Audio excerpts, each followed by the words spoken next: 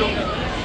আর আমাদের হল সংখ্যা যেমন আমাদের সিঙ্গেল হল আমরা লিস্ট করছি ঈদে, আমাদের নেক্সট ফ্রাইডে থেকে আরও 10 থেকে 12টি সিঙ্গেল লিস্ট বাড়তেছে, যেমন জামালপুর, তারপর শ্রীমঙ্গল মৌলভীবাজার, তারপর শেরপুর, বগুড়া, বেশ কিছু জায়গায় আমাদের কাছ থেকে অলরেডি পোস্ট গাজীপুর, এই হলগুলোতে আমাদের নেক্সট ফ্রাইডে থেকে সিঙ্গেল হলের সংখ্যা আমাদের বাড়তেছে, যেটা কিন্তু অন্য কোনো ছবি বাড়তেছে।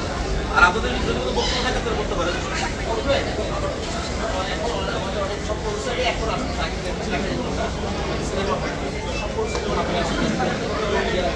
যারা যাচ্ছিল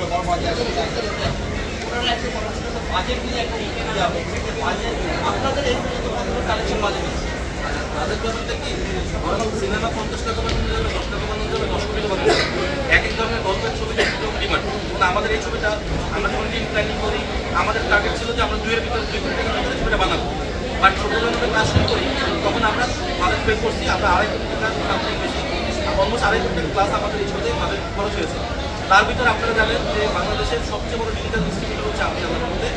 বাংলাদেশের বর্তমানে রানিং যত ছবি রেখেছে 70-80% ছবি ডিজিটাল রাইটস আমার আলহামদুলিল্লাহ।